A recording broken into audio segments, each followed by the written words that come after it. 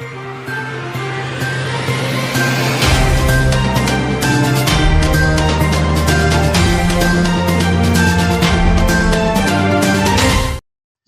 முக்கிய நிகழ்வுகள். 17 கோடியில் புனரமைக்கப்பட்ட அண்ணா திடல் மத்திய அமைச்சர் திறந்து வைத்தார். புத்தாண்டு கொண்டாட்ட பாதுகாப்பிற்கு 1500 போலீசார், உள்துறை அமைச்சர் நமச்சிவாயம் தகவல். வீராம்பட்டினம் சுனாமி குடியிருப்பை நேரில் பார்வையிட்ட ஜோஸ் சார்லஸ் மார்டின், அரசு மீது பரபரப்பு குற்றச்சாட்டு. புதுச்சேரியில் ஸ்மார்ட் சிட்டி திட்டத்தின் கீழ் 17 கோடி ரூபாயில் புனரமைக்கப்பட்ட விளையாட்டு திடலில் மற்றும் 220 குடியிருப்புகள் கொண்ட அடுக்குமாடி குடியிருப்புகளை மத்திய இணையமைச்சர் நித்யானந்த் ராய் திறந்து வைத்தார். மேலும் விழாவில் பேசிய முதலமைச்சர் ரங்கசாமி, புதுச்சேரியை குடிசையில்லா மாநிலமாக மாற்றுவதே அரசின் எண்ணம் என்றார். புதுச்சேரி நகர பகுதியில் உள்ள அண்ணா திடல் ஸ்மார்ட் சிட்டி திட்டத்தின் கீழ் 17 கோடி ரூபாயில் புனரமைக்கப்பட்டது. இதனை மத்திய இணையமைச்சர் நித்யானந்த் ராய் இன்று திறந்து வைத்தார். இந்நிகழ்ச்சியில் துணைநிலை ஆளுநர் கைலாஷ்நாதன், முதலமைச்சர் ரங்கசாமி, சபாநாயகர் செல்வம், அமைச்சர்கள் நமச்சிவாயம், லட்சுமி நாராயணன் ஆகியோர் கலந்து கொண்டனர். 9600 சதுர மீட்டர் பரப்பளவில் கட்டப்பட்டுள்ள இந்த மைதானத்தில் கால்பந்து, டென்னிஸ், பேட்மிண்டன் மைதானங்கள், 4500 பார்வையாளர்கள் அமர்ந்து பார்க்கும் வகையில் கேலரிகள் அமைக்கப்பட்டுள்ளது. மேலும் விளையாட்டு வீரர்கள் ஓய்வு எடுக்க தங்கும் கூடங்களும் கட்டப்பட்டுள்ளன. 1500 இருசக்கர வாகனங்கள் நிறுத்துமிடம், நிர்வாக அலுவலகம், பல்நோக்கு அரங்கம், கழிப்பறை, குடிநீர் வடிகால் மற்றும் மின்சார வசதிகளும் செய்யப்பட்டுள்ளன. இதனைத் தொடர்ந்து ஸ்மார்ட் சிட்டி திட்டத்தின் கீழ் சின்னையாபுரத்தில் பொருளாதாரத்தில் நலிவுற்றவர்களுக்காக கட்டப்பட்ட 220 குடியிருப்புகளையும் மத்திய இணையமைச்சர் திறந்து வைத்தார். இந்நிகழ்ச்சியில் பேசிய முதலமைச்சர் ரங்கசாமி, கடந்த அரசு புதுச்சேரியில் எந்த ஒரு திட்டத்தையும் நிறைவேற்றாத நிலையில் தற்பொழுதுள்ள அரசு மக்களுக்கான அனைத்து திட்டங்களையும் நிறைவேற்றி வருகிறது. குறிப்பாக மக்களுக்கான அடிப்படை தேவையான உணவு, உடை, இருப்பிடம் ஆகியவற்றை அரசு வழங்கி வருகிறது.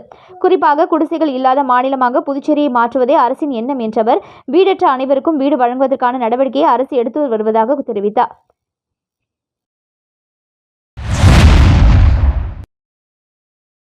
புதுச்சேரி அரியாங்குப்பம் தொகுதிக்குட்பட்ட வீராம்பட்டினம் பகுதியில் உள்ள சுனாமி குடியிருப்பை லட்சிய ஜனநாயக கட்சித் தலைவர் ஜோஸ் சார்லஸ் மார்டின் நேரில் பார்வையிட்டார். சுனாமி நினைவு தினத்தை முன்னிட்டு புதுச்சேரி வீராம்பட்டினம் கடற்கரை பகுதியில் சுனாமியால் உயிரிழந்தவர்களுக்கு லட்சிய ஜனநாயக கட்சி சார்பில் அஞ்சலி செலுத்தப்பட்டது. அப்பொழுது லட்சிய ஜனநாயக கட்சி தலைவர் ஜோஸ் சார்லஸ் மார்டின் அப்பகுதி மக்களின் குறைகளை கேட்டறிந்தார். அப்பொழுது அப்பகுதியில் 1500 குடும்பங்கள் சுனாமியால் பாதிக்கப்பட்ட நிலையில் 300 வீடுகள் மட்டுமே கட்டித்தரப்பட்டதாகவும், அதுவும் மகாராஷ்டிரா அரசு கட்டி கொடுத்ததாகவும் அப்பகுதி மக்கள் குற்றச்சாட்டு வைத்த நிலையில் நேரடியாக சுனாமி குடியிருப்பு பகுதிக்கு சென்ற LJK தலைவர் ஜோஸ் சார்லஸ் மார்டின் அப்பகுதியில் உள்ள வீடுகளை பார்வையிட்டார். மேலும் அந்த பகுதியில் கட்டி முடிக்கப்பட்டு பொதுமக்கள் பயன்பாட்டுக்கு வராமல் உள்ள சமுதாய நலக்கூடம் மற்றும் அங்கன்வாடி மையத்தை லட்சிய ஜனநாயக கட்சி தலைவர் ஜோஸ் சார்லஸ் மார்டின் பார்வையிட்டார். அப்பொழுது சமுதாய நலக்கூடம் மற்றும் அங்கன்வாடி கட்டிடங்கள் பாழடைந்து சமூக விரோத செயல்களுக்கு பயன்படுவதை கண்டு அதிர்ச்சி அடைந்தனர். தொடர்ந்து பெரிய வீராம்பட்டினம் பகுதியில் மக்கள் பயன்பாட்டிற்கு வராமல் உள்ள மற்றொரு சமுதாய நலக்கூடத்தையும் பார்வையிட்ட அவர், அந்த சமுதாய நலக்கூடமும் பாழடைந்த நிலையில் இருப்பதை கண்டார். தொடர்ந்து செய்தியாளர்களை சந்தித்த அவர், ஒரு கிராமத்திலேயே இவ்வளவு பிரச்சனைகள் உள்ளதாகவும், இந்த குடியிருப்பு கட்டப்பட்டதில் 100 கோடி ரூபாய் வரை ஊழல் நடைபெற்று ஒரு அதிகாரியை உயிரிழந்துள்ளதாகவும் கூறினார். இங்கு இருக்கின்ற இடத்தை மக்கள் பயன்பாட்டிற்கு கொண்டு வந்தால் மக்கள் வாழ்வாதாரம் உயரும் என தெரிவித்த அவர், அரசு உடனடியாக இந்த கட்டிடங்களை புதுப்பித்து மக்கள் பயன்பாட்டிற்கு கொண்டு வர வேண்டும் எனவும் அவர் கோரிக்கை வைத்தார். இதனால பார்த்தீங்கன்னா தெரியும், மக்கள் வெளியில் வாடகைக்கு போய் ஒரு பிறந்த நாளோ, வீட்டுக்கு கல்யாணமோ, எல்லாத்துக்கும் வெளியில் காசு கொடுத்து அவங்க செலவு பண்ணி ஒரு மண்டபம் பிடிச்சி பண்ண வேண்டியதாக இருக்குது. இந்த மாதிரி மண்டபம் கட்டி வீணாக இருக்குது. இந்த கட்டிகள் பார்த்தாலே தெரியும், மெயின்டெனன்ஸ் இல்லாமல் வேஸ்ட்டாக போகுது. இப்படிதான் நிறைய இடங்கள் இங்கே ரொம்ப வீணாக க்ளீன் பண்ணி வச்சுருக்காங்க. இதெல்லாம் உடனடியாக திறந்து மக்கள் பயன்பாட்டுக்கு வரணும்னு சொல்லி புதுச்சேரியில் போலி மருந்து விவகாரத்தில் குற்றச்சாட்டு கூறி வரும் முன்னாள் முதலமைச்சர் நாராயணசாமி முதலில் காங்கிரஸ் கட்சியை விட்டு விலக வேண்டும் என அமைச்சர் நமச்சிவாயம் தெரிவித்துள்ளார். மேலும் ஆங்கில புத்தாண்டை முன்னிட்டு 1500 போலீசார் பாதுகாப்பு பணியில் ஈடுபடுத்தப்பட உள்ளதாகவும், சுற்றுலா பயணிகள் கடற்கரை சாலையில் புத்தாண்டு கொண்டாட்டத்திற்கு செல்வதற்காக 30 இலவச பேருந்துகள் இயக்கப்பட உள்ளதாக அமைச்சர் நமச்சிவாயம் தெரிவித்துள்ளார். புதுச்சேரி காவல்துறை செயல்பாடுகள் குறித்து உள்துறை அமைச்சர் நமச்சிவாயம் காவல்துறை உயர் அதிகாரிகளுடன் ஆலோசனை நடத்தினார்.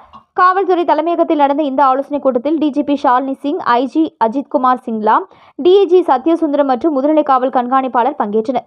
கூட்டத்திற்கு பின்னர் அமைச்சர் நமச்சிவாயம் செய்தியாளர்களிடம் கூறுகையில், வரும் 29ஆம் தேதி குடியரசு துணைத் தலைவரும் புதுச்சேரி வருகை தருகிறார். அவரின் பாதுகாப்பு சம்பந்தமாகவும் வரும் புத்தாண்டை எதிர்கொள்வது சம்பந்தமாகவும் இக்கூட்டத்தில் ஆலோசிக்கப்பட்டது. புத்தாண்டை எதிர்கொள்ள சட்டம் ஒழுங்கு போலீசார் 1000 பேரும், போக்குவரத்து சரி செய்ய 500 போலீசாரும் பணியில் ஈடுபடுத்தப்பட உள்ளனர். புதுச்சேரியில் புத்தாண்டு கொண்டாட்டத்தின் பொழுது முன்பை விட கூடுதல் பாதுகாப்பு அளிக்க இருக்கின்றோம். நகரப்பகுதி எல்லைகளில் வாகனங்கள் தடுக்கப்பட்டு 30 அரசு பேருந்துகள் மூலம் மக்கள் வர ஏற்பாடு செய்ய இருக்கின்றோம். ஒயிட் டவுன் முழுவதும் வாகனங்கள் செல்ல தடை விதிக்கப்பட்டு நடந்து செல்லும் நிலை உருவாக்கப்படும். சுமார் 8 இடங்களில் வாகனங்கள் நிறுத்தும் இடங்களும் கண்டறியப்பட்டுள்ளது. புத்தாண்டுக்கு ஒரு சில கேளிக்கை நிகழ்ச்சிகளுக்கு மட்டுமே அனுமதி கேட்கப்பட்டுள்ளது. அதற்கேற்ப பாதுகாப்புகள் அந்த பகுதியில் வழங்கப்படும் என்றார். தொடர்ந்து பேசிய அவர், போலி மருந்து வழக்கில் சிபிசிஐடி சிறப்பு புலனாய்வு பிரிவு போலீசாரால் இதுவரை 16க்கும் அதிகமானவர்கள் கைது செய்யப்பட்டுள்ளனர். தொடர்ந்து விசாரணை நடந்து வருகிறது. சிபிஐ, என்ஐஏ விசாரணைக்கு துணைநிலை ஆளுநர் பரிந்துரை செய்துள்ளார். அவர்களிடம் விசாரணை அறிக்கையை எப்பொழுது ஒப்படைக்க சொல்கிறார்களோ அப்பொழுது ஒப்படைக்க நாங்கள் தயாராக இருக்கின்றோம். போலி மருந்து தொடர்பாக குற்றச்சாட்டை கூறி வரும் முன்னாள் முதல்வர் நாராயணசாமி முதலில் காங்கிரஸ் கட்சியை விட்டு வெளியேற வேண்டும். 2017 அவர் முதல்வராக இருந்தபொழுதுதான் போலி மருந்து தொழிற்சாலைக்கு அனுமதி கொடுத்துள்ளார் என்றார். தேவைப்படும் பொழுது முன்னாள் முதலமைச்சர் நாராயணசாமியை விசாரணைக்கு உட்படுத்துவோம் என்றார். மேலும் பேசிய அவர், பணி நிரந்தரம் கேட்டு தொடர் போராட்டத்தில் ஈடுபட்டு வரும் ஒப்பந்த ஆசிரியர்கள் நிச்சயம் சட்டத்தின் அடிப்படையில் பணி நிரந்தரம் செய்யப்படுவார்கள் என உறுதியளித்தார்.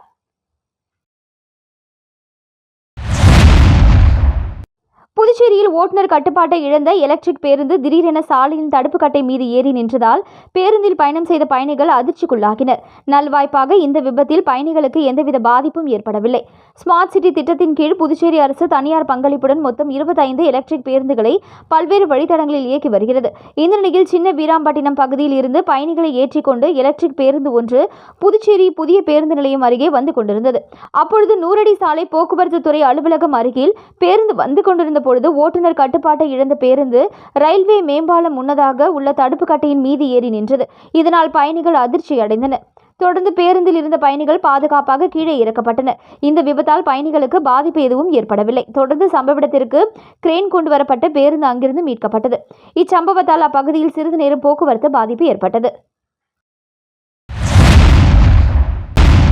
புதுச்சேரியில் சிறுவர் சீர்திருத்த பள்ளியில் இருந்து 3 சிறார்கள் தப்பியோடிய நிலையில் அதில் 2 பேரை போலீசார் நள்ளிரவு மடக்கி பிடித்தனர். மேலும் ஒரு சிறுவனை தேடி வருகின்றனர். மேலும் பணியின் பொழுது சிறுவர் சீர்திருத்த பள்ளியின் ஊழியர்கள் அலட்சியமாக இருந்ததால் சிறுவர்கள் தப்பிச் சென்றதாக குற்றச்சாட்டு எழுந்துள்ளது. புதுச்சேரி அரியாங்குப்பம் பகுதியில் சிறுவர் சீர்திருத்த பள்ளி செயல்பட்டு வருகிறது. இங்கு புதுச்சேரியில் பல்வேறு குற்றச் சம்பவங்களில் ஈடுபடும் சிறார்கள் அடைக்கப்படுவார்கள். அதன்படி 4 சிறார்கள் சீர்திருத்த பள்ளியில் அடைக்கப்பட்டிருந்தனர். இங்கு வார்டன் மற்றும் ஊழியர்கள், பாதுகாவலர் உட்பட 4 பேர் பணியில் உள்ளனர். இந்த நிலையில் நேற்று முன்தினம் சீர்திருத்த பள்ளி வார்டன் மற்றும் ஊழியர்கள் பணியில் இருப்பது போல போலியாக ரெஜிஸ்டர் தயார் செய்துவிட்டு செக்யூரிட்டியை மட்டும் பாதுகாவலுக்கு இருக்குமாறு கூறிவிட்டு அனைவரும் புறப்பட்டு சென்றதாக கூறப்படுகிறது. இதனை அறிந்த சிறுவர்கள் பாதுகாவலரை ஏமாற்றி தப்பிச் செல்ல திட்டம் தீட்டி அதிகப்படியான சத்தம் எழுப்பியுள்ளனர். இதனால் ஆத்திரமடைந்த பாதுகாவலர் வெளியே சென்றதாக கூறப்படுகிறது. இதனை பயன்படுத்தி வில்லியனூர் பகுதியில் வீட்டை கொள்ளையடித்த வழக்கில் தொடர்புடைய 2 சிறுவர்கள் மற்றும் காரைக்காலில் கஞ்சா விற்பனை செய்த சிறுவன் உட்பட 3 பேர் சிறுவர் சீர்திருத்த பள்ளியின் பின்புற சுவர் வழியாக தப்பிச் சென்றனர். இதுகுறித்து சிறுவர் சீர்திருத்த பள்ளி சார்பில் அரியாங்குப்பம் காவல் நிலையத்தில் புகார் தெரிவிக்கப்பட்டதை அடுத்து போலீசார் தப்பிச் சென்ற 3 சிறுவர்களை தேடி வந்த நிலையில் விழுப்புரம் ரயில்வே நிலையம் அருகே ஒரு சிறாரையும், வில்லியனூர் புறவழி சாலையில் ஒரு சிறுவனையும் நள்ளிரவு 3 மணி அளவில் அரியாங்குப்பம் குற்றப்பிரிவு போலீசார் பிடித்து சிறுவர் சீர்திருத்த பள்ளியில் ஒப்படைத்தனர்.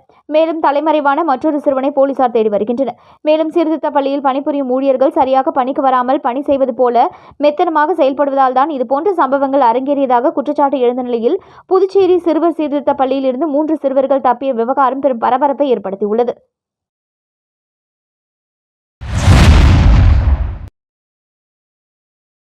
மங்களம் தொகுதி கணுவாப்பேட்டை அங்காளம்மன் கோவில் பகுதியில் முன்னாள் சேர்மன் பாலமுருகன் மற்றும் மோகித் கன்ஸ்ட்ரக்ஷன் உரிமையாளர் ரவிக்குமார் ஆகியோர் தலைமையில் பொதுமக்களுக்கு 300 ரூபாய் மதிப்புள்ள போட்டோ பிரேம் போடப்பட்ட தரமான கேலண்டர் மற்றும் சர்க்கரை வழங்கினார். புதுச்சேரி மாநிலம் மங்களம் சட்டமன்ற தொகுதிக்கு உட்பட்ட கணுவாப்பேட்டை பகுதியில் புத்தாண்டு மற்றும் பொங்கல் பண்டிகையை முன்னிட்டு 2026ஆம் ஆண்டிற்கான தினசரி நாட்காட்டி வழங்கும் நிகழ்ச்சி நடைபெற்றது. நிகழ்ச்சியில் முன்னாள் சேர்மன் பாலமுருகன் மற்றும் மோகித் கன்ஸ்ட்ரக்ஷன் உரிமையாளர் ரவிக்குமார் ஆகியோர் தலைமையில் பொதுமக்களுக்கு 300 ரூபாய் மதிப்புள்ள போட்டோ பிரேம் போடப்பட்ட தரமான கேலண்டர் மற்றும் சர்க்கரை வழங்க தொடக்க நிகழ்ச்சி நடைபெற்றது. முன்னதாக அங்காளம்மன் கோவிலில் சிறப்பு பூஜைகள் செய்யப்பட்டு தீபாராதனை காண்பித்து பொதுமக்களுக்கு கேலண்டர் மற்றும் சர்க்கரை வழங்கப்பட்டது. தொடக்க நிகழ்ச்சியாக நேற்று கணுவாப்பேட்டையின் பல்வேறு பகுதிகளில் கேலண்டர் மற்றும் சர்க்கரை வழங்கும் பணி நடைபெற்றது. இந்நிகழ்ச்சியில் ரவி பிரதர்ஸ், மங்களம் தொகுதியின் முக்கிய பிரமுகர்கள் பலர் உட்பட பொதுமக்கள் திரளாக கலந்து கொண்டு விழாவினை சிறப்பித்தனர்.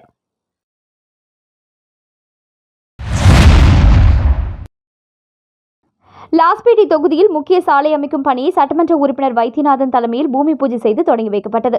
லாஸ்பேட்டை தொகுதியில் தொடர்ந்து பொதுமக்களின் அடிப்படை பிரச்சனைகள் அனைத்தையும் நிறைவேற்றி வருகிறார். லாஸ்பேட்டை முக்கிய சாலையை இணைக்கும் சாலையில் புதிய சிமெண்ட் சாலை மற்றும் கழிவுநீர் வாய்க்கால் அமைக்க பொதுப்பணித்துறை மூலம் 71 லட்சம் ரூபாய் மதிப்பீட்டில் பூமி பூஜை நடைபெற்றது. இதில் தொகுதியின் சட்டமன்ற உறுப்பினர் வைத்தியநாதன் மற்றும் நாடாளுமன்ற உறுப்பினர் செல்வகணபதி ஆகியோர் இணைந்து அடிக்கல் நாட்டி பணிகளை தொடங்கி வைத்தனர். மேலும் இந்நிகழ்ச்சியில் காங்கிரஸ் கட்சி நிர்வாகிகள், கமலா அறக்கட்டளை நிர்வாகிகள், ஊர் முக்கிய பிரமுகர்கள், இளைஞர்கள், பெண்கள் உட்பட பலரும் கலந்து கொண்டனர்.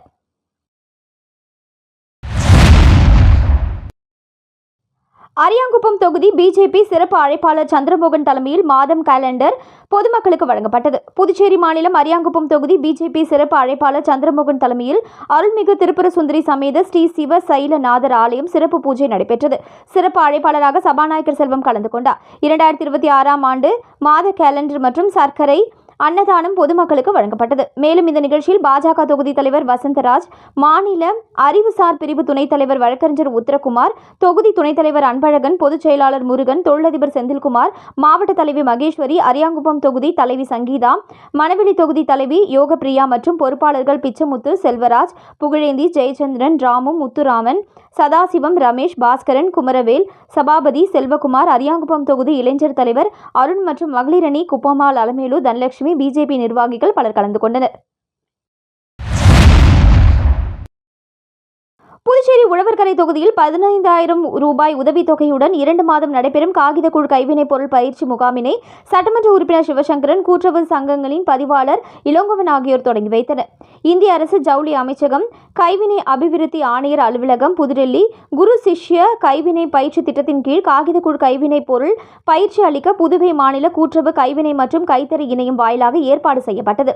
இதில் 30 கைவினை கலைஞர்களுக்கு பாரம்பரிய கைவினை கலைகளை குருமார்கள் மூலம் சிஷ்யர்களுக்கு கற்றுக் கொடுத்து அடுத்த தலைமுறைக்கு எடுத்து செல்லவும் மற்றும் கைவினை கலைஞர்களுக்கு புதிய திறன்களை கற்றுக் கொடுத்து அவர்களின் வாழ்வாதாரத்தை மேம்படுத்தவும் இப்பயிற்சி உதவுகிறது. முத்துப்பிள்ளைப்பாளையம், மூலக்குளம், புதுச்சேரியில் இப்பயிற்சி நடைபெற்றது. இதன் மூலம் கைவினை கலைஞர்கள் அனைவரும் தேசிய விருது பெற்ற கலைஞர் மோகன்தாஸ் காகிதக்கூழ் கைவினை பொருட்கள் சம்பந்தமான பயிற்சி நுணுக்கங்களை அளித்தார். இப்பயிற்சியில் கலந்து கொள்ளும் கைவினை கலைஞர்களுக்கு 2 மாதங்களுக்கு 15,000 ரூபாய் உதவித்தொகையாக அவரவர் வங்கிக் கணக்குகளில் செலுத்தப்படும்.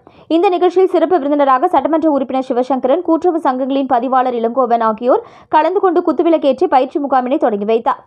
அதனைத் தொடர்ந்து 2,000 ரூபாய் மதிப்புள்ள உபகரணங்கள் 30 கைவினை கலைஞர்களுக்கும் வழங்கப்பட்டது. மேலும் இந்த நிகழ்ச்சியில் கைவினை அபிவிருத்தி ஆணையர் அலுவலகத்தின் உதவி இயக்குநர் ரூப்சந்திரன், கூட்டுறவு சங்கங்களின் இணை பதிவாளர் சாரங்கபாணி ஆகியோர் கலந்து கொண்டு விழாவினை சிறப்பித்தனர்.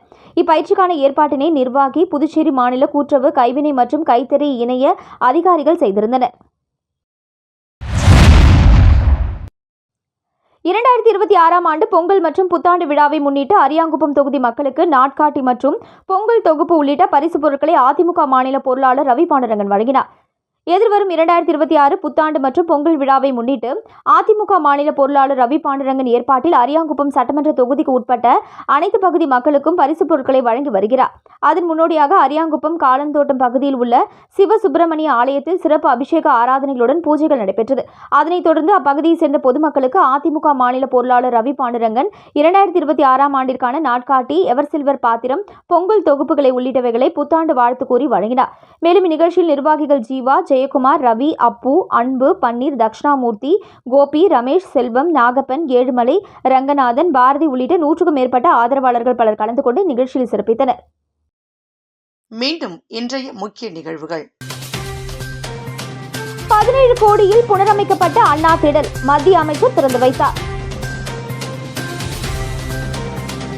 புத்தாண்டு கொண்டாட்ட பாதுகாப்பிற்கு 1500 போலீசார், உள்துறை அமைச்சர் நமச்சிவாயம் தகவல்.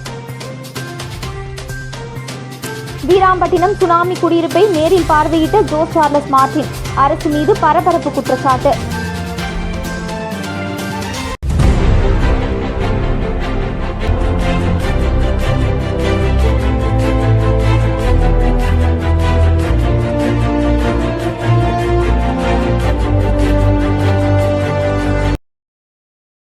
செய்திகளை உடனுக்குடன் தெரிந்து கொள்ள மெட்ரோ யூடியூப் சேனலை சப்ஸ்கிரைப் செய்யவும்.